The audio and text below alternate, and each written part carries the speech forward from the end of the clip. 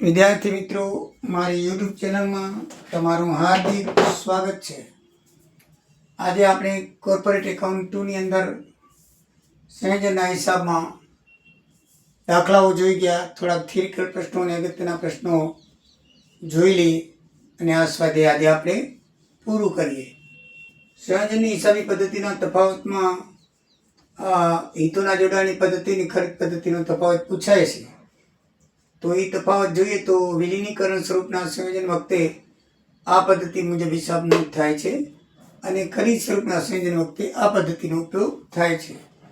જૂની કંપની બધી જ બાકી નવી કંપનીના ચોપડે લેવામાં આવે છે. આ પદ્ધતિમાં જૂની કંપનીની બધી જ બાકી હોય એ નવી કંપનીના ચોપડે લેવામાં આવે છે. જ્યારે આમાં શું છે, જે એને સ્વીકારેલી હોય એવી જ મિલકતને દેવા લેવામાં આવે છે, બધી લેવામાં આવતી નથી. મિલકતો, દેવા, અનામતો અને નફા નુકસાન ખાતાની બાકીઓ નવી કંપનીના આમનો દ્વારા નાણાકીય પત્રકોમાં લેવામાં આવે છે. આ પદ્ધતિમાં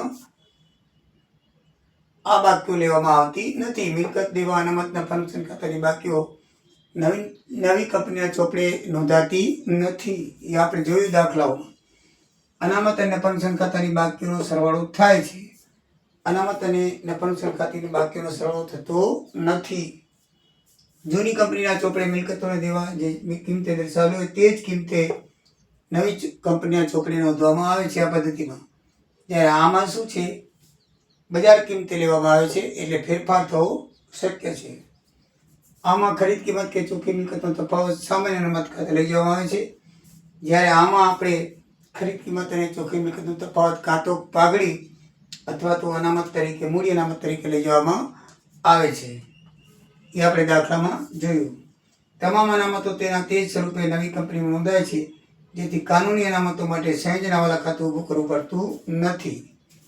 જ્યારે આમાં કાનૂની અનામતો માટે સંયોજન હવાલા ખાતું ઊભું કરવું પડે છે.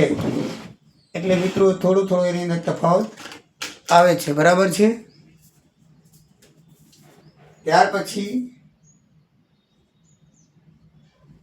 છેલ્લો તફાવત છે પાઘડી માંડીવાળા નથી તેમજ મિલકતોની જૂની બાકી ઉપર ઘસારો માંડીવાળાનો થાય છે, જેથી નફો વધુ આવે. પાઘડી માંડી વાળવાની હોતી નથી એટલે પાઘડી રકમમાં વધારો થાય અને મિલકતોની જૂની કિંમત ઉપર ઘસારો ગણવાનો આવે.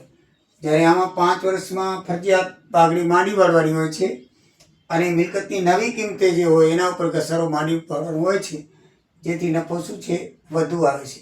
મિત્રો આ 8 તફાવત છે. માર્કિંગ પ્રમાણે 5 માર્ક તો 5, 4 માર્ક તો 4, એ રીતે તફાવત લખવાના હોય છે. અગત્યના પ્રશ્નો 5 જ છે અને 101% પરીક્ષામાં આવશે. બરાબર પાકા કરી લેવાના. કંપનીનું સંયોજન એટલે શું, એના હેતુ સમજાવો. કંપનીનો સમાવેશ તેમજ પુનઃરચના સમજાવો. સંયોજનની હિસાબી પદ્ધતિનો તફાવત જે આપણે બાજુમાં છે તે બરાબર છે એ જણાવો. વિલીનીકરણ સ્વરૂપનું સંયોજન સમજાવી તેના માટેની 5 શરતો આપણે જણાવી હતી, સમજાવી છે. AS 14 મુજબ એ લખવાની. AS 14 મુજબ ખરીદ સ્વરૂપનું સંયોજન અને વિલીનીકરણનું સંયોજન સમજાવો. પછી પાઠ્યપુસ્તકના વિકલ્પો, ખાલી જગ્યાઓ, આ બધું આપણે કરી નાખવાનું. ખાલી જગ્યાઓ એ જ પૂછાશે, વિકલ્પો પણ એમાંથી જ આવશે અને પ્રશ્નો પણ આમાંથી જ આવશે. તો એ પ્રમાણે તમે પાકું કરી લેજો. મિત્રો હમણાં અઠવાડિયે 10 દિવસથી વિડીયો બંધ હતા, કારણ કે હું લગ્નમાં ગયેલો તો 2-4 લગ્ન હતા એટલે વતનમાં જવાનું થવાથી તમને વિક્ષેપ પડ્યો, એ બદલ દિલગીર છું. બીજું હજી પણ પૂનમના દિવસે, હોળીના પણ 2-3 દિવસ જવાનું થશે તો ક્ષમા કરજો. બાકી રીતે વિડીયો રેગ્યુલર રીતે ચાલ્યા કરશે. જય સિયારામ, જય દ્વારિકાધીશ.